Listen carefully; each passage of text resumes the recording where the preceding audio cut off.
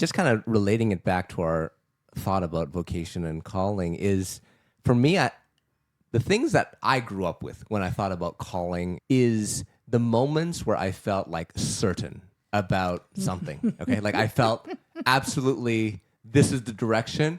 Everyone needs to know about it, or they're going to be missing out. And by the way, I think there's a cultural assumption behind certainty. It's not commonplace that everyone desires that amount of certainty. In my cultural understanding, growing up here in Toronto, that's what helped define vocation for me. I had this battle out with one of my friends.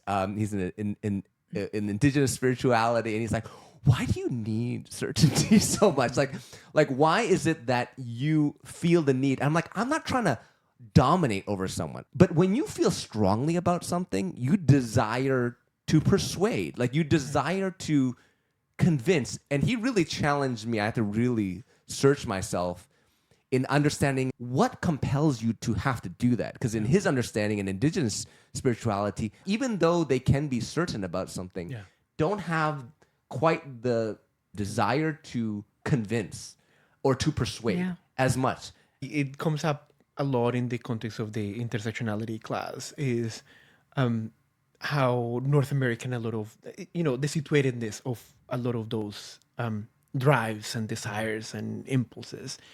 Coming to Canada, I've arrived here 20 years ago, so I'm really half Canadian, half Colombian at this point. But I remember how constraining it was for me to enter into a meeting space, because meetings in the North American setting are set up so an agreement is reached. So you go into a board meeting so that there is agreement. Yeah.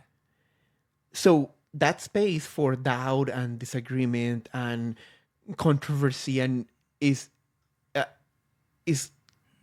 killed by the conversation. And I came from a world in which conversation is supposed to do the opposite. Conversation is about you yell at each other and they discuss whatever you have in mind. You walk away from each other knowing that you are in full disagreement and still kind of love each other in that. Loving each other, and not hugging each other all the time. You fight. But it is part of the expectation is not to convince, is not to agree. So there is a cultural element to that. But going back to the point of vocation, I do think that there is something about an extra layer of what happens in vocations to ministry or to service in the framework that we're developing here, that has to do with developing a new language. And just hearing your story, you not only have to do the service of providing spiritual support, but you also first need to develop a language that allows you to encounter the spirituality of the other person where it is. And I'm not sure that the spaces that form us here as ministers or frontline workers equip us with what we need to develop that language. That is such a big task. You're paralyzed by the fact that you can't communicate with the other person. You can't listen to what they say, really. You can't really, what you say, is not getting across. So you need to do this meta-analysis, a philosophical analysis of, what is the alternative language that will work here? And again, because spirituality is always hidden, culturally we don't have the elements to think about that language quickly. We don't. How many spaces have you been in, like out there in real life, that allow you to ask those big questions and to have a conversation with co-workers about it?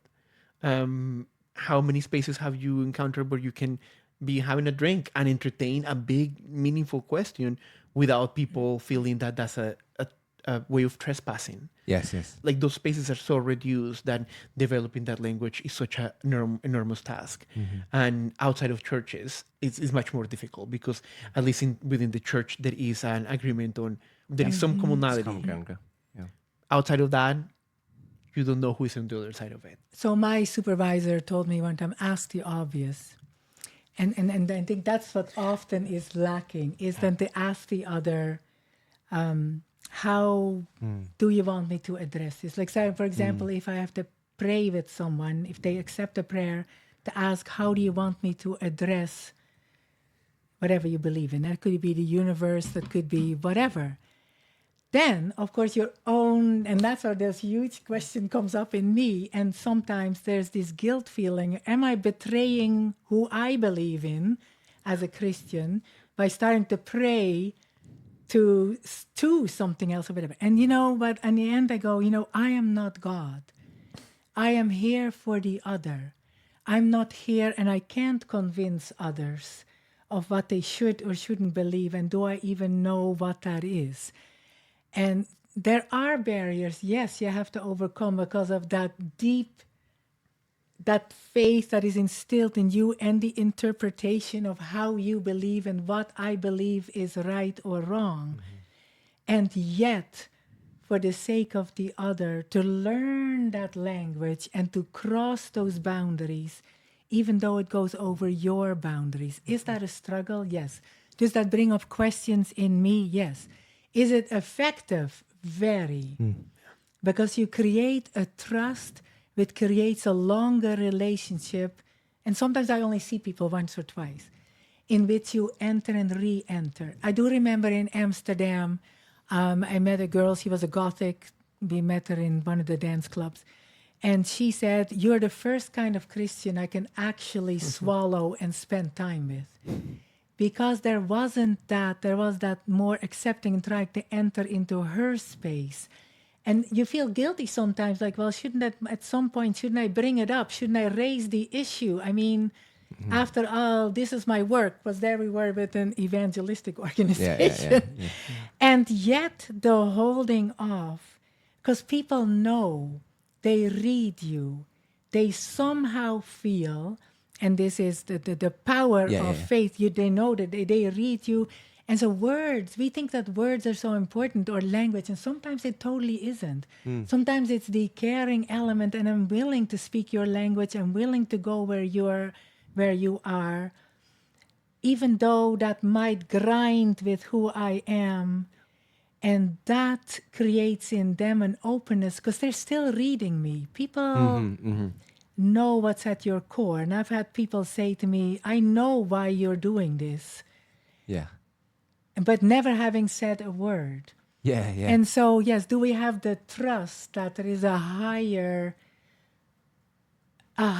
power for me than God at work?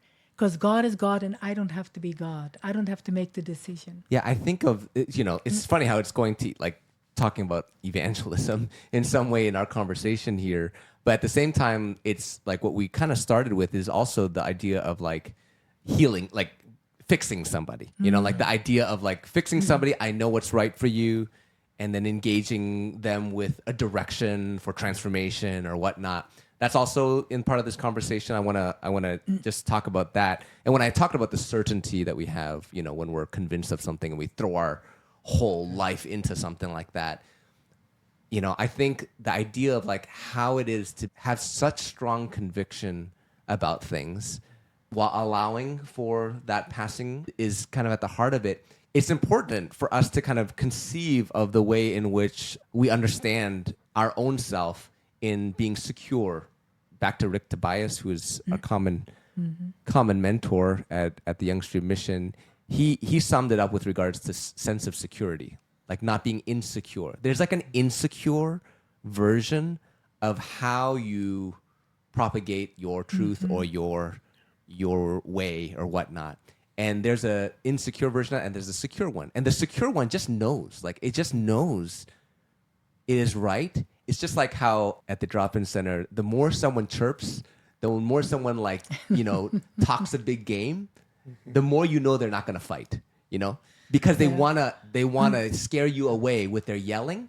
That in the end of the day, you don't actually put up a fight, and we can tell that. But the people who are the most dangerous are the people who stay quiet, and then you wait, and then suddenly, bam, like something big happens in that situation. And I feel like that is the case sometimes with when it comes to our interactions in the front lines or whatnot. When you are secure, a sense of security with the truth of what you know or you feel or the direction that is the right path for someone who's in addiction or whatnot or going through a hard time, it allows the room for people to move and express themselves in a way that, you know, is not coerced, because you just know it's going to be okay. Yeah. They will find a way, and maybe that's exactly what I am, but there's something that I can stand in, you know. It does have to do a lot with the discussion around kind of intersectionality, which is about how, you know, race and class and gender and sexual orientation and all of that situate you in the world. Like they place you in a very specific spot and not everywhere. So there is certainty, and then there is certainty. And I think that what we are fighting now is the idea that not that certainty needs to be eliminated, but that capital C certainty then indicates that my answer is the right answer to this problem in any kind of situation for any person. That certainty needs to be eliminated. And you said something really beautiful at the beginning.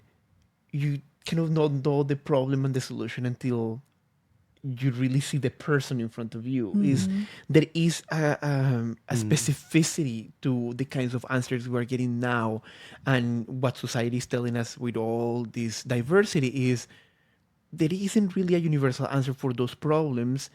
You can have your universal truth sustain you and ground you and make you move forward, but you still need to assess who is in front of you on the basis of that specific interaction. And it is not holding in tension certainty and uncertainty. It is holding in tension that profound certainty that grounds you in your work and the specificity of the answers that we get to the problems that we currently have. And this all has to do with, you know, the idea of the Western man, the Western white straight man who has the neutral universal voice. Like that's a lot in philosophy. I study philosophy, so it is all those philosophers, male, you see them with a big beard, they are the ones that have the answer. When you read them, you read an opinion that is valid across generations, across places, Feels like that. and it feels that way. But what we are being told now, what we're realizing with voices that are coming from all other places in the world is, well, guess what? That wasn't a universal answer because it doesn't work for us here, because it hasn't worked for women, because it was. So if we're going to include other voices, it means that those certain things need to be situated. That when I speak, I need to still speak from a very specific place, and that shouldn't shake me. That I should still be that strong person that witnesses to a truth that we believe transcends the world we exist in.